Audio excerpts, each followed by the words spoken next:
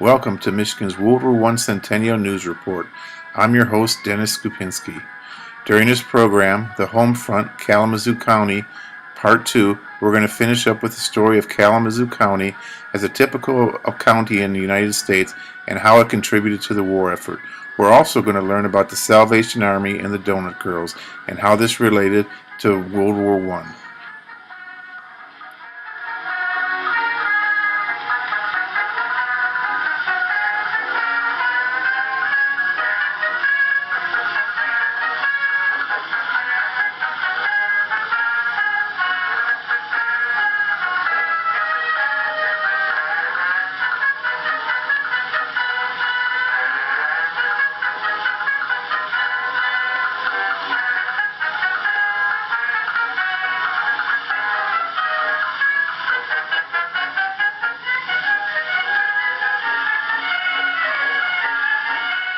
Now a World War I Centennial National Update. National Doughnut Day is the first Friday in June. It was created by the Salvation Army in 1938 to honor the men and women who served doughnuts to the soldiers during the First World War. The Salvation Army manned canteens or social centers, termed huts, that could serve baked goods, provide writing supplies and stamps, and provide clothes mending services for the boys. Typically, a staff of 6 members per hut would include 4 female volunteers who could mother the boys. About 250 Salvation Army volunteers went to France because of the difficulties of providing freshly baked goods from the huts that were established in abandoned buildings near the front lines. 2 Salvation Army volunteers, Ensign Margaret Sheldon and Adjutant Helen Purviance, came up with the idea of providing donuts. These were reported to be an instant hit, and soon many soldiers were visiting the Salvation Army huts. Margaret Sheldon wrote one busy day, "Today I made 22 pies, 300 donuts, and 700 cups of coffee." On Friday, June 6, 2014, please enjoy a donut and help celebrate the World War I Centennial along with supporting the Salvation Army on Doughnut Day. As a review, we're looking at Kalamazoo County, a typical county in Michigan and the United States, and we're reviewing what we covered in Part 1. First were the 4 Minutemen and Women, Daughters of Veterans, the YMCA, Funds for French Wounded, Knights of Columbus, the Food Administration, War Mothers of America, Daughters of American Revolution, the Patriotic League, the Navy League, War Camp Community Service, Armory Board of Control, Draft Board, the Legal Advisory Board, the Medical Advisory Board, the Board of Appeals, and the Red Cross. During the second half, we're going to cover some more organizations that were involved in the home front. During the Great War, which was a total war, the United States was involved militarily, economically, and as you can see from Part 1 and Part 2 of Kalamazoo County, the home front was extensively involved in the war effort for the United States. Kalamazoo County War and Welfare Board was organized in the spring of 1918 to assist the various drives and campaigns that were put on in Kalamazoo County in connection with the war. The purpose was to have a permanent organization that should be ready at all times to help with publicity and fundraising. The Women's Committee was organized as an auxiliary of the Council of National Defense. The Women's Committee was responsible for registration of women for wartime service. Some of their activities included finding nurses, finding people to help out with the food administration, and also with child welfare. At the end of the war, the Women's Committee was still used to help Michigan when it had other disasters. The Richard Westnedge Camp No. 16 United Spanish War Veterans of Kalamazoo. Their members turned out each time as an escort for when the boys left for the military camps. Also, it fell on them as a sacred duty to conduct the ceremonies for the heroes who died and were returned to Kalamazoo for burial. The Mary B. Westnedge Auxiliary.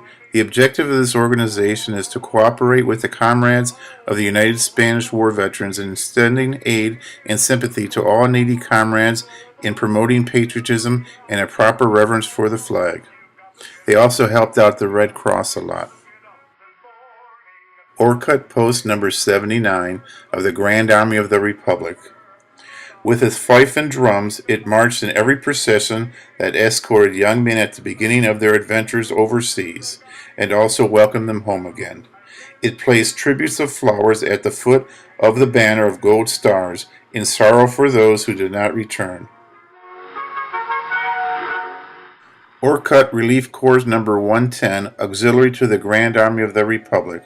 Besides having 100% membership in the American Red Cross, its members made sweaters, socks, and knitted helmets for the soldiers overseas.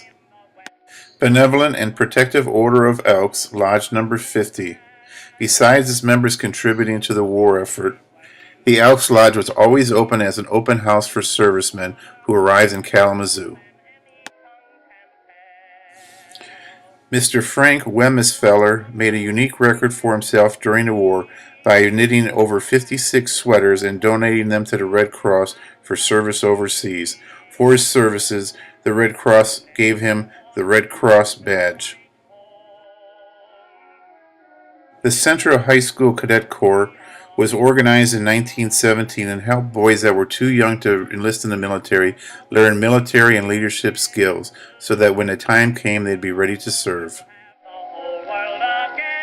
The Boy Scouts of America was not a military organization, but was always ready to serve, whether it was in time of war or peace. The boys were too young to serve at the front, so they served at the home front, and were proud of their service. The slogan during the war was, "Let the Scouts do it." Michigan State Troops, Company 46, was an organized militia for defense of the state to take place when the National Guard were mustered into federal service. The purpose of the organization was to provide troops in case of disorder in the state, but it also provided as a training grounds for men who would later enlist or be called in as officers.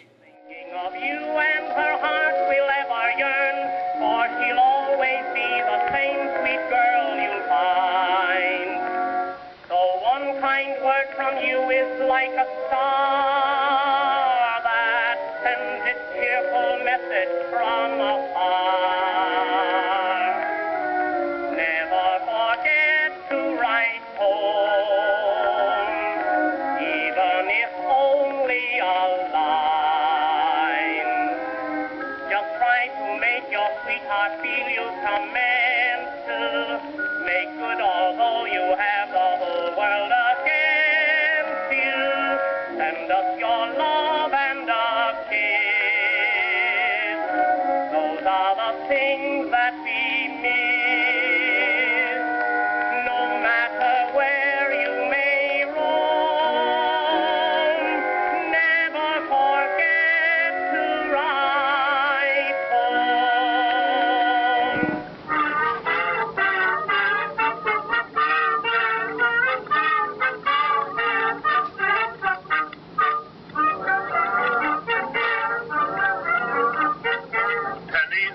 Dimes and quarters, hear them ring. Oh, what joy and oh, what bliss those coins can bring. For now our boys are landing at our shores every day. This is what you're bound to hear them say. Don't forget the Salvation Army. Always remember my donut girl. She brought them donuts and coffee. Just like an angel, she was their best pal. As brave as a lion, but meek as a lamb. She carried on beside the sons of Uncle Sam. So don't forget the Salvation Army. Remember my donut girl. Don't forget the Salvation Army. Always remember my donut girl. She brought them donuts and coffee. Just like an angel, she was there.